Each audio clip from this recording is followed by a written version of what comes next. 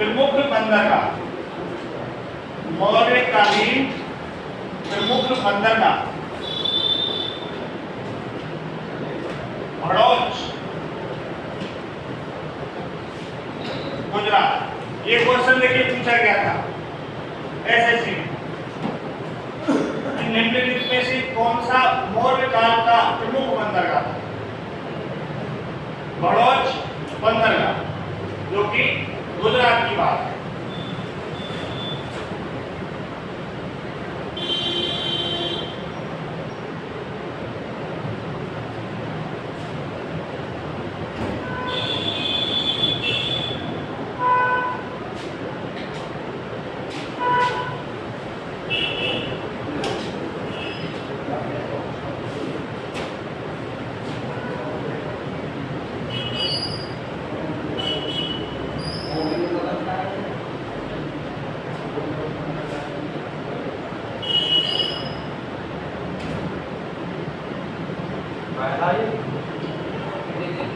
ये भड़ोच, बालू डाटमरू कॉफी मात्रा 4 चम्मच भड़ोच बंदरगाह का नाम था, मौर्यकालीन प्रमुख बंदरगाह। छाप लिया?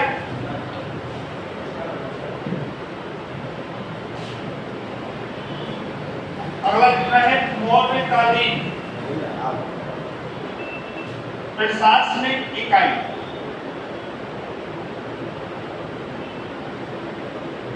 मौर्यकालीन प्रशासनिक इकाई ग्राम संग्रहण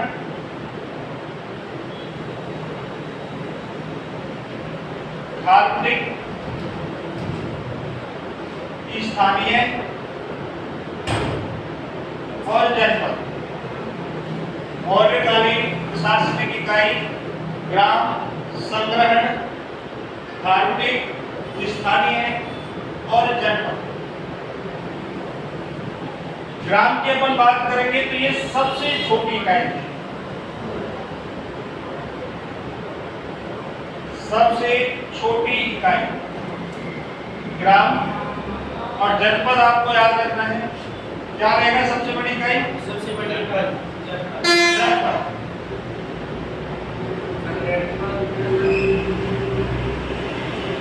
संग्रहण की बात करें खार्वटिक, ये खाकर कोष और आ की मात्रा 52 वाला खार्वटिक टमाटर है। खार्वटिक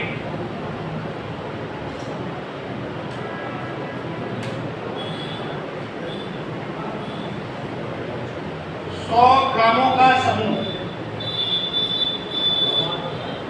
100 ग्रामों का समूह संग्रहण कहलाता था। 100 ग्रामों का समूह संग्रहण कहलाता था।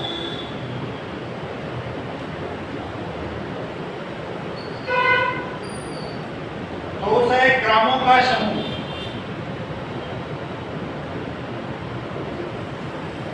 धार्मिक कहलाता था। 400 ग्रामों का समूह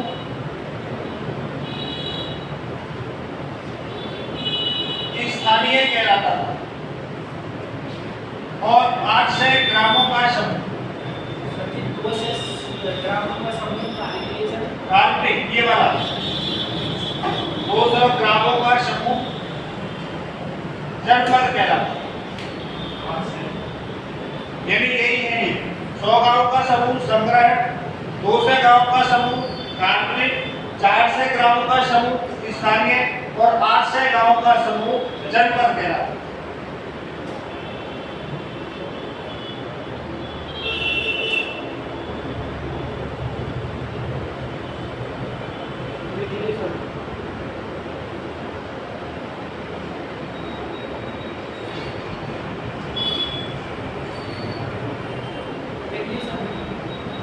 क्लियर है ना? अब देखिए यह आपसे सिंपली क्वेश्चन पूछ सकता है, धार्मिक में कुल ग्रामों की संख्या कितनी है? 200 है। स्थानीय में 400, जनपद में 800। ये आपको डबल करके चल रहा है, पहले सेंचुरी शतक लगानी है 100 का डबल 200, 200 को 4 से, 400 का 8 से, डबल रेशो में चल रहा है। यदि आप अनुपात को लेते हो तो ये 1 अनुपात 2 अनुपात 4 अनुपात 8। प्रशासनिक इकाई अगर आपसे अनुपात को पूछा जाए तो 1 अनुपात 2 अनुपात 4 अनुपात 8 के अनुपात। तो छोटा सा नोट लिखिए, मौर्यकालीन प्रशासनिक इकाई, मौर्यकालीन प्रशासनिक इकाई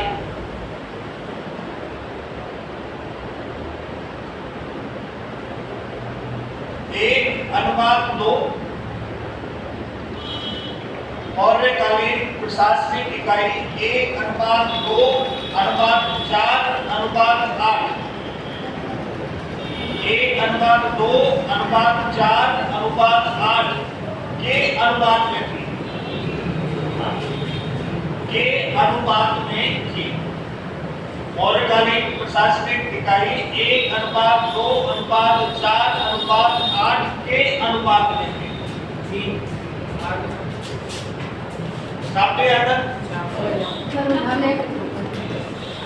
अब अपने सैनिक के में देखे रहेगा।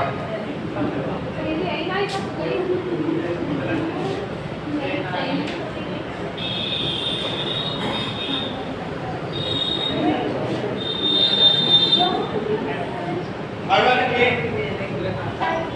मौर्यकालीन प्रशासनिक व्यवस्था,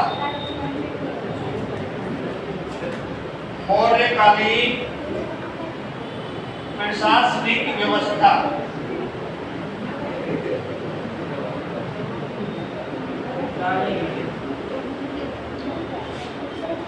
वो तो थी प्रशासनिक इकाई। अब अपन बात करेंगे प्रशासनिक व्यवस्था की। इसमें लिखना है आपको, मौर्य काल में उच्च अधिकारियों को, मौर्य काल में उच्च अधिकारियों को तीर्थ या अमात्य कहा जाता था। मौर्य काल में उच्च अधिकारियों को तीर्थ या अमात्य कहा जाता था।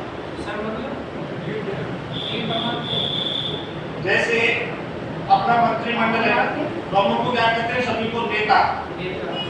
उस समय मंत्रिमंडल के जो सदस्य थे उनको कहा जाता था तीर्थ या अमात्य। तो मौर्य काल में उच्च अधिकारियों को तीर्थ या अमात्य कहा जाता था। नेक्स्ट लाइन लिखना है, इनकी कुल संख्या, अगली लाइन में इनकी कुल संख्या 18। हाँ, इनकी कुल संख्या 18 थी।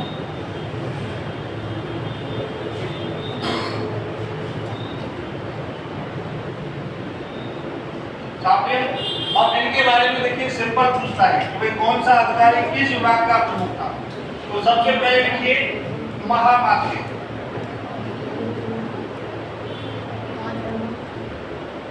और महामात्य आगे एरो लगा के लिखना है। नंबर फर्स्ट महामात्य, इसको लिखना है पुरोहित या प्रधानमंत्री।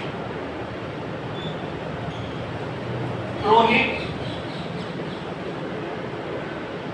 या प्रधानमंत्री, प्रशासन में इसकी भूमिका एक प्रधानमंत्री और एक पुरोहित की हैसियत से।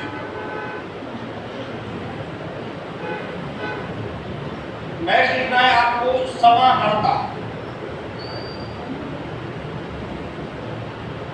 समाहर्ता राजस्व विभाग का अधिकारी।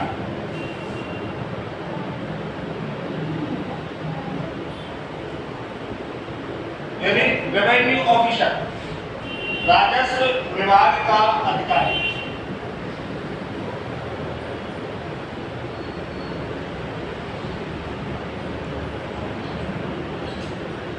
फिर लिखना है आपको सन्निधाता,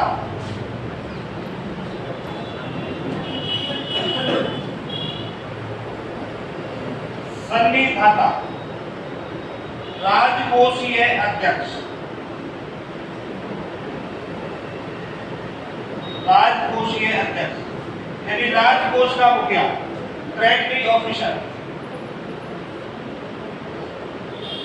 सनलीदाता राजकोषीय अध्यक्ष। फिर लिखना है आपको सेनापति।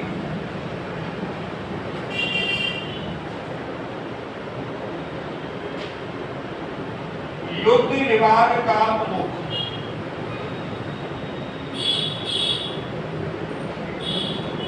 युद्ध विभाग का प्रमुख।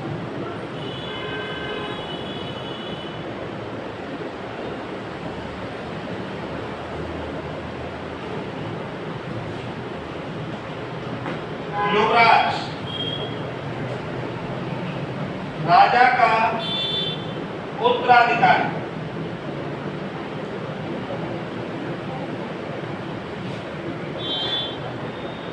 प्रदेष्टा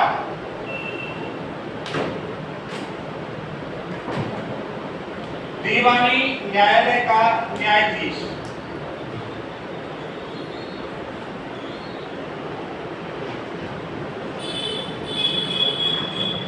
दीवानी न्यायालय का न्यायाधीश, प्रतिष्ठा।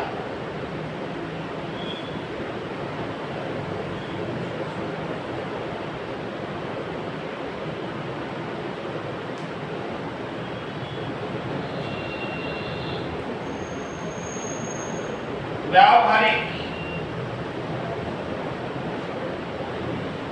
नगर का मुख्य न्यायाधीश।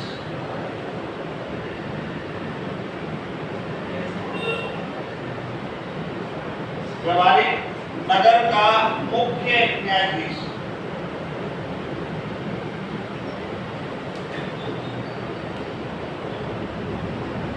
सेना नायक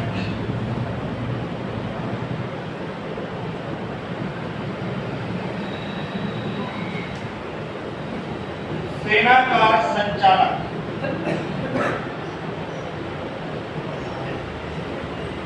सेना नायक सेना का संचालक।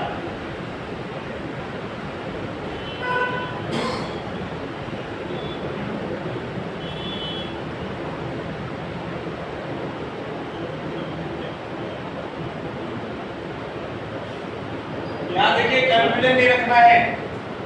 सेनापति पूछेगा तो युद्ध विभाग का प्रमुख, और सेना का संचालक पूछेगा तो सेना नायक।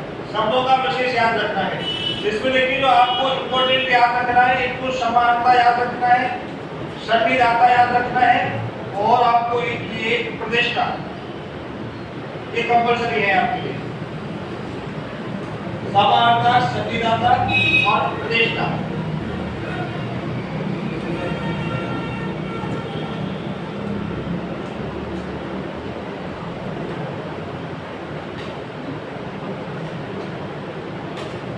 छापे आता सभी ने।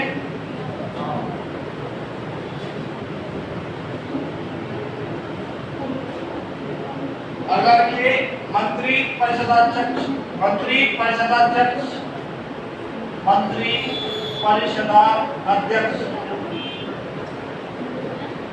मंत्री परिषदाध्यक्ष में आपको याद रखना है, इनमें ऐसे जो नाम से पता चल रहा है आपको, मंत्री परिषद का अध्यक्ष, मंत्री परिषद का अध्यक्ष।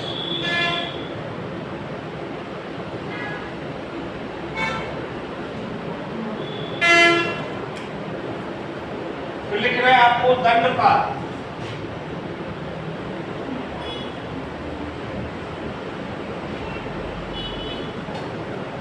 पुलिस विभाग का अध्यक्ष,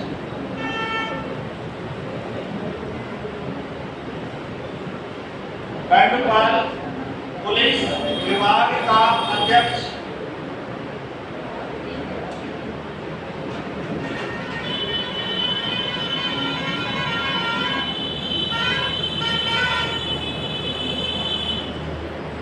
अंतपाल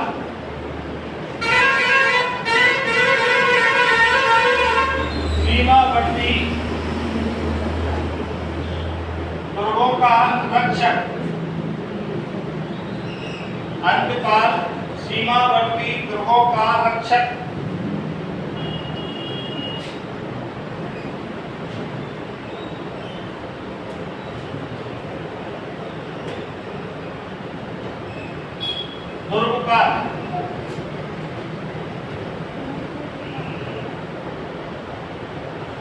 भीतरी दुर्गों का रक्षक, सीमा पर जो दुर्ग स्थित थे उनका अधिकारी था अंतपाल, और जो सीमा के अंदर स्थित दुर्ग होते थे उनका अधिकारी होता था दुर्गपाल।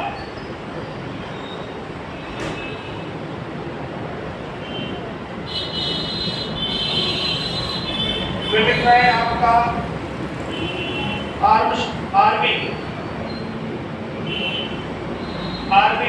वन विभाग का प्रमुख,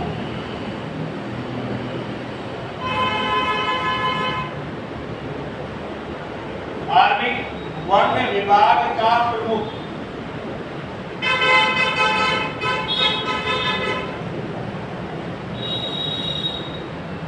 अंतर्वशी,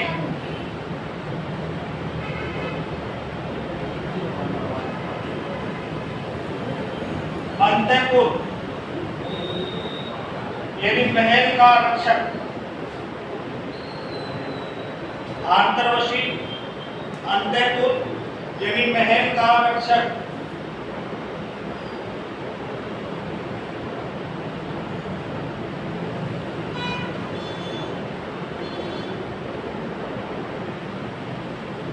पौर या नागरिक,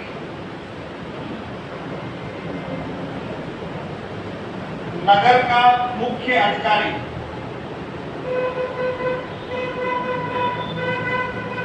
पौर या नागरिक, नगर का मुख्य अधिकारी,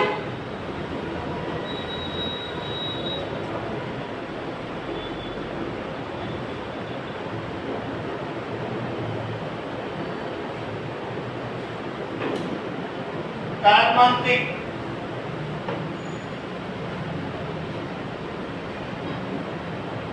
उद्योग एवं कारखानों का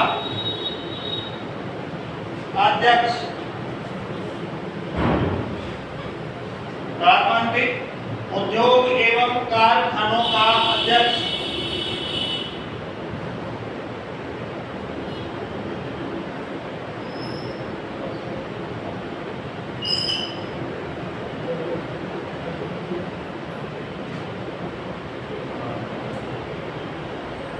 दोवारी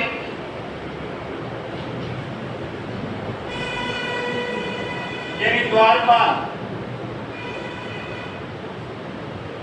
दोवारी यानी द्वारपाल, और अंतिम आपको याद रखना है प्रशासता,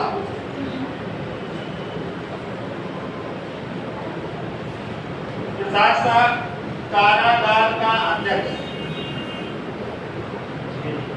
जेलर।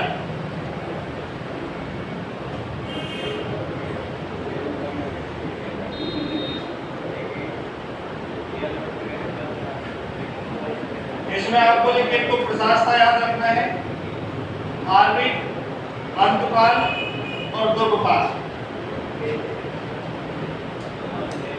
प्रशासता, आर्मी, अंतपाल और दुर्गपाल।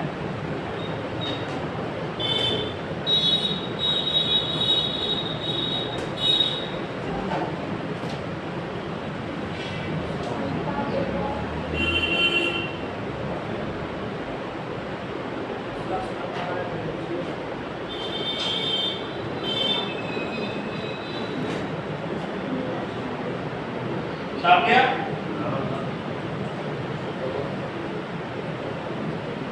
अब एक नोट छापिए। मौर्यकालीन प्रशासनिक व्यवस्था में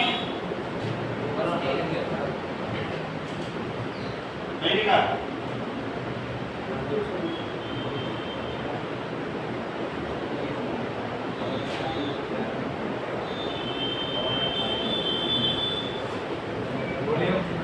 मौर्यकालीन प्रशासनिक व्यवस्था में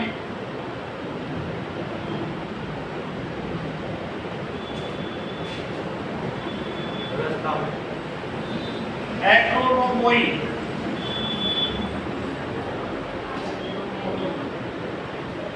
मौर्यकालीन प्रशासनिक व्यवस्था में एक्रोनोमोई एक सड़क निर्माण अधिकारी था।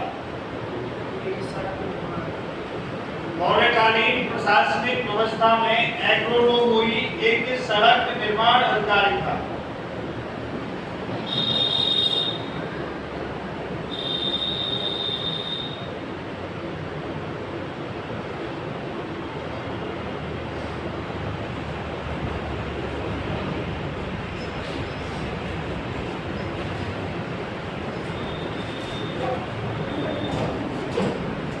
नेक्स्ट देखिए अगली लाइन में मैगस्ट्रीट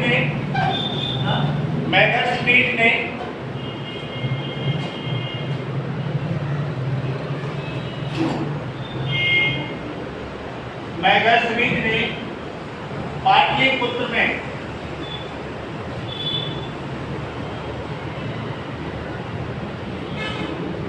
छह प्रशासनिक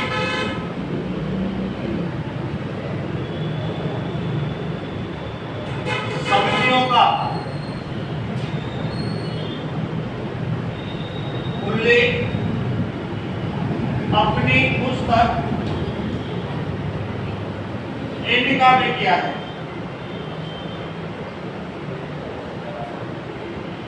मेगास्थनीट ने पाटलिपुत्र में 6 प्रशासनिक समितियों का उल्लेख अपनी पुस्तक इंडिका में किया है।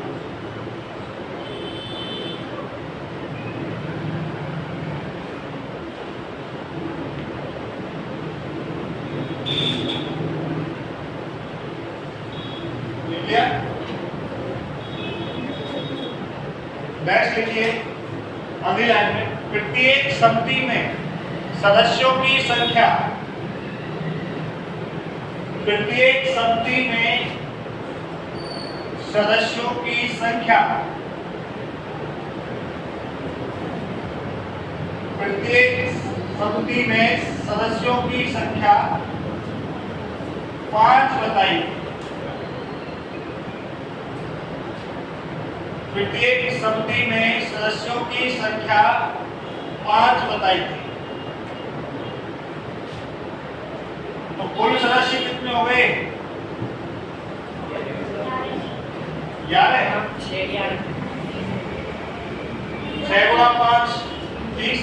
भाई 6 समितियां बताई हैं। एक समिति में कितने सदस्य हैं? 5। तो 6 समिति में कितने हो जाएंगे? 30।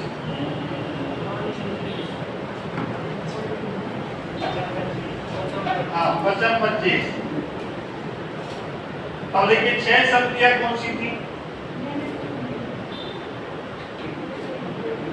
शिल्प कला समिति,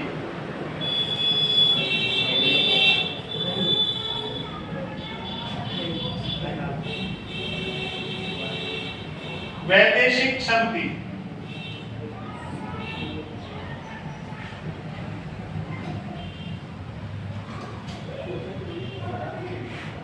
व्यापार वाणिज्य समिति,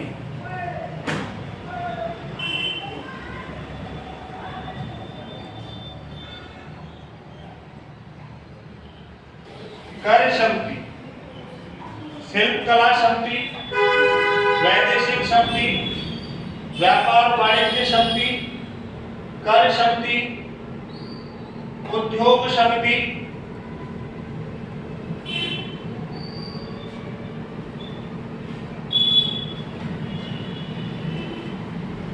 और जनसंख्या समिति।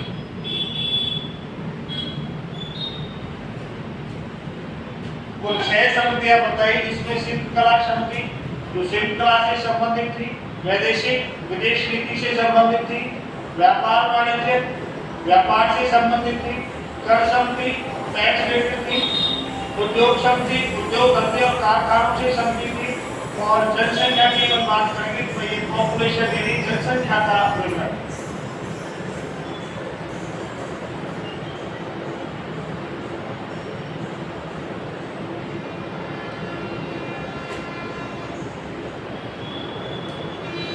भारत में जनसंख्या का आकलन,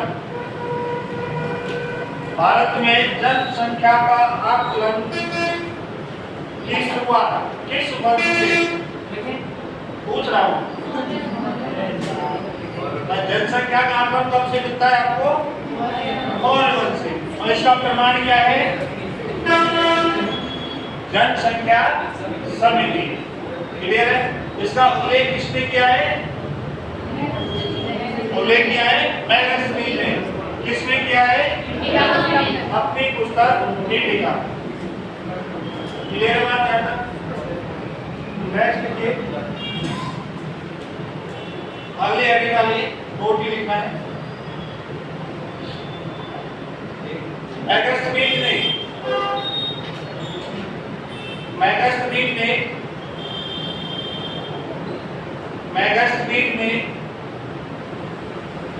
भारत में दास प्रथा का उल्लेख नहीं किया है।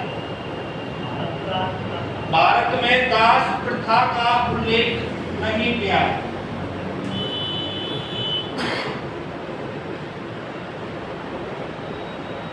मैगस्मीथ ने भारत में दास प्रथा का उल्लेख नहीं किया है। नेक्स्ट लिखिए, मैगस्मीथ ने भारत में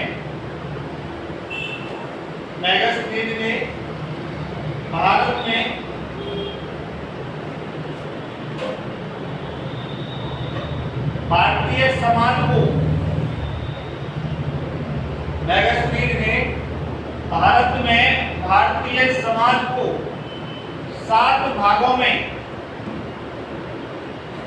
भारतीय समाज को 7 भागों में विभाजित किया है।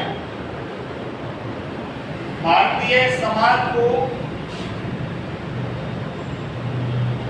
7 भागों में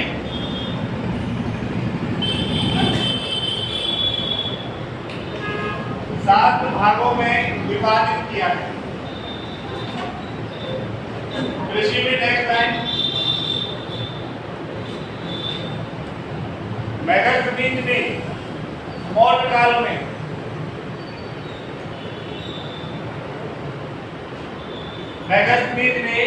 मौर्य काल में जाति प्रथा का उल्लेख किया है। मैगस्मीथ ने मौर्य काल में जाति प्रथा का उल्लेख किया है।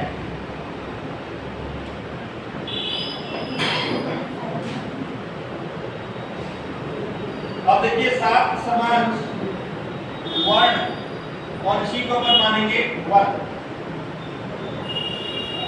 तो मैगस्मीथ ने 7 समान वर्ण या वर्ग का जो उल्लेख किया है, एक तो उसने बताया था कि भाई एक वर्ग था दार्शनिक, एक वर्ग था कृषक, एक वर्ग था सैनिक और एक वर्ग था पशुपालक। दार्शनिक, कृषक, सैनिक और पशुपालक। इसके अलावा निरीक्षक, मंत्री और शिल्पी।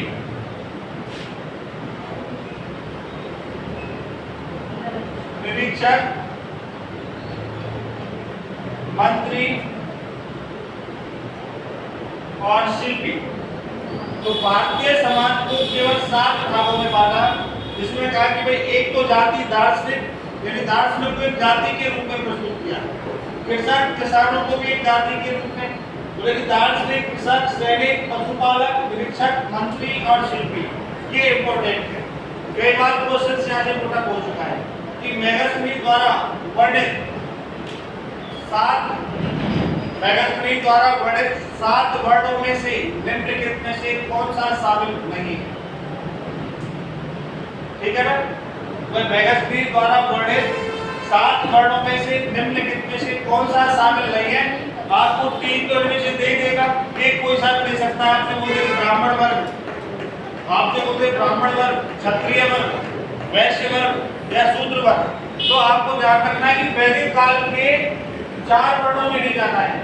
तो आप वही ऐड करो, ब्राह्मण, क्षत्रिय, वैश्य, शूद्र, वो चीज आपको अप्लाई नहीं करनी है। और सबसे पहले ऑप्शन में वही मिलेगा, ये भी 10 मिनट। जब आपसे नहीं का क्वेश्चन आता है तो आप हमेशा पहले ऑप्शन पे गौर करना। पहला ऑप्शन वही मिलता है जो आपको लगता है कि ये सही है। ध्यान रखना, ब्राह्मण क्षत्रिय वैश्य शूद्र पर नहीं जाना है आपको। ब्राह्मण क्षत्रिय वैश्य एवं शूद्र 4 वर्णों का उल्लेख किस वेद में मिलता है? किस वेद में मिलता है? ऋग्वेद। कौन से मंडल में? 10वें मंडल में। कौन से सूक्त में? पुरुष सूक्त में। दशरथा के युद्ध का उल्लेख कौन से मंडल में है? 7वें मंडल में। याद तो है पुराना सूत्र, छाप लिया भाई सभी ने?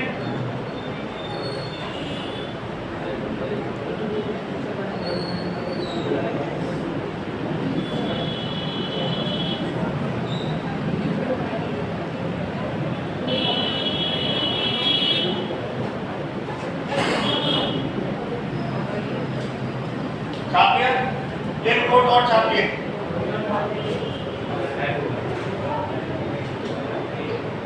मौर्य काल में क्या हो गया? ये प्रवेश और वैकल्पिक बॉडी टेंशन में लग रहे हो, वो निकल जाएगी, ये टेंशन है। अब क्या निकाला तुमने?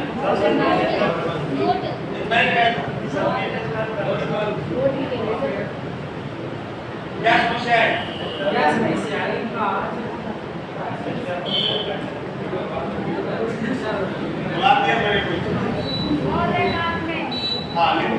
मौर्य काल में टकसाल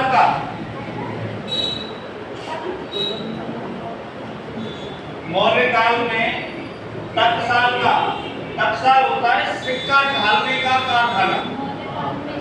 मौर्य काल में टकसाल का उल्लेख मिलता है। मौर्य काल में टकसाल का उल्लेख मिलता है। और इसी के नेक्स्ट लाइन में टकसाल का अध्यक्ष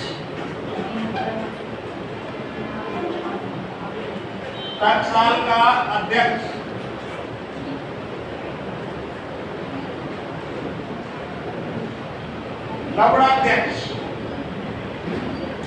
टकसाल का अध्यक्ष लवणाध्यक्ष। लवण अध्यक्ष, लवण यानी नमक से, टकसाल का अध्यक्ष।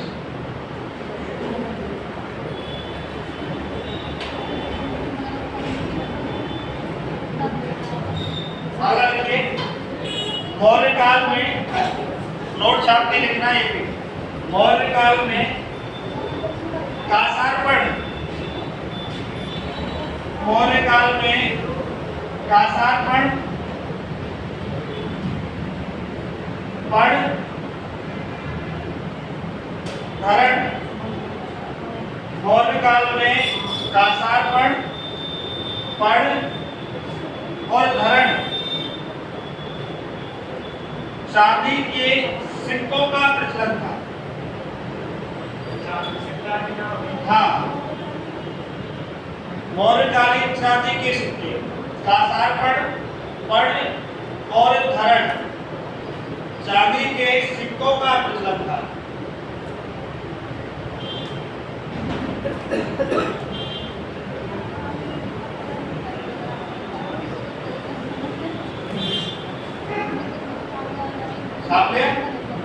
फिर नेक्स्ट लिखना है।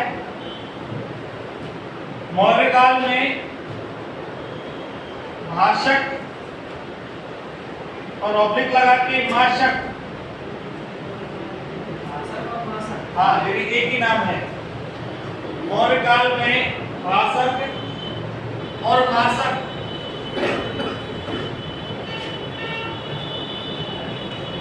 और दूसरा है काकमी, तांबे के सिक्कों का प्रचलन था।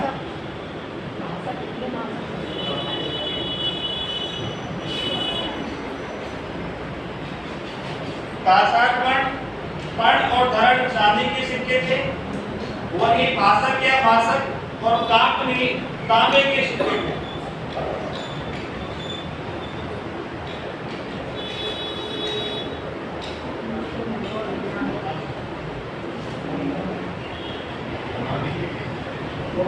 ध्यान से।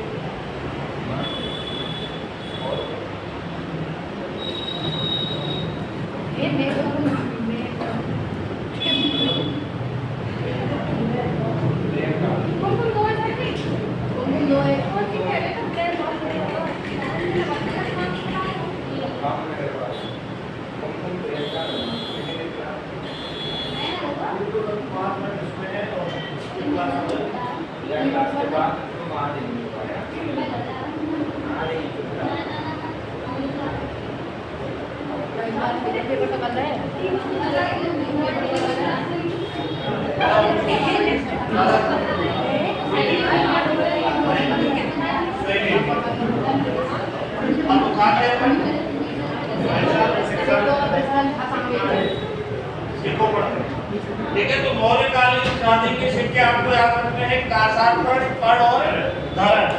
वही अगर आपसे मासक या काकनी पूछ लिया जाए तो ये किस प्रकार के सिक्के थे? ये तांबे के सिक्के। छाप लिया? नेक्स्ट सिक्के मौर्य काल में, बेटा बात करो, मौर्य काल में बिना सिंचाई के, मौर्य काल में बिना सिंचाई के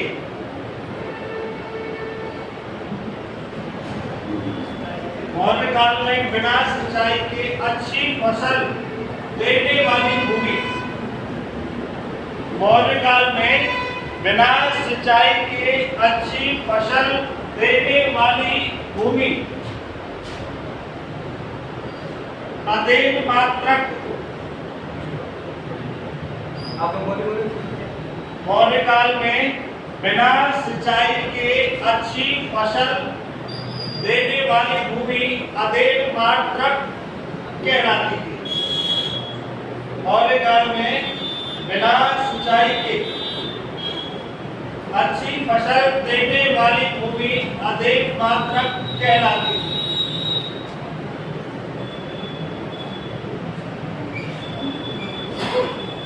नेक्स्ट देखिए, मौर्यकालीन राजकीय भूमि का अध्यक्ष, मौर्यकालीन राजकीय भूमि का अध्यक्ष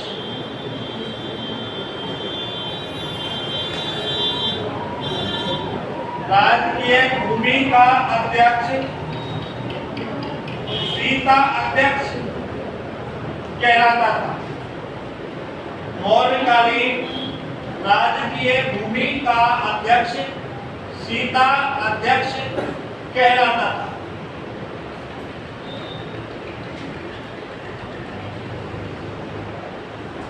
तो नेक्स्ट लिखना है अगली लाइन में, राजकीय भूमि को सीता भूमि कहा जाता था। राजकीय भूमि को सीता भूमि कहा जाता था।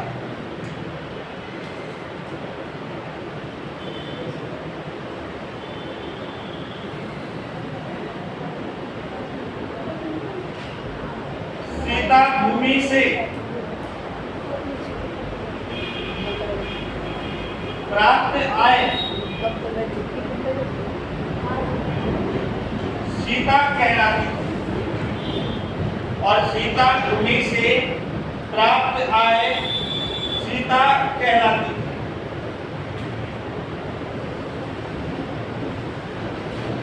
और सीता भूमि से प्राप्त आय सीता कहलाती थी। नेक्स्ट देखिए, सीता भूमि से लिया जाने वाला कर, सीता भूमि से लिया जाने वाला कर यानी टैक्स भाग कहलाता था। भाग, सीता भूमि से लिया जाने वाला कर या टैक्स भाग कहलाता था।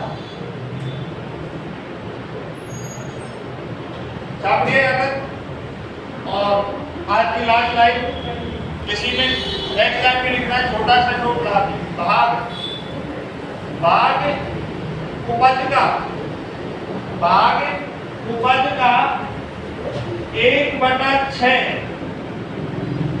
भाग उपज का 1/6 हिस्सा होता था। टैक्स में जो भाग किया जाता था वो था कुल उपज का 1/6 भाग। क्लियर है बात यहाँ तक? तो मौर्य वंश का संस्थापक कौन था भाई? चंद्रगुप्त मौर्य। चंद्रगुप्त मौर्य की मां का नाम?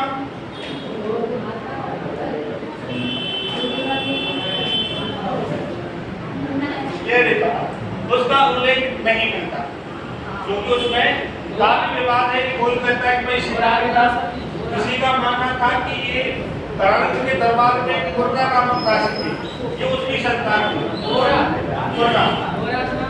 खुर्रा भैंस की जो प्रजाति होती है वो अलग अलग होते हैं। चंद्रगुप्त मौर्य का उत्तराधिकारी, चंद्रगुप्त मौर्य का उत्तराधिकारी बिंबिसार या बिंदुसार? बिंदुसार। चंद्रगुप्त मौर्य किस धर्म का अनुयायी था? मौर्य धर्म का, जैन धर्म का। और बिंदुसार किस धर्म का अनुयायी था? आजीवा। और बिंदुसार का उत्तराधिकारी अशोक। पुराणों में वारिसाल या भद्रसाल के नाम से किस मौर्य शासक को जाना जाता है? पुराणों में भद्रसाल या वारिसाल के नाम से किस मौर्य शासक को जाना जाता है? बिल्कुल गलत जवाब, बिंदुसार। किसे जाना जाता है? बिंदुसार। अशोक को तो अशोक वर्धन कहा गया है, देवानंद भी है। थोड़ा सा और पढ़ गया ना, तो आज के लिए तो क्या इतना है। नेक्स्ट क्लास चलेगी आपकी ज्योग्राफी, ठीक है?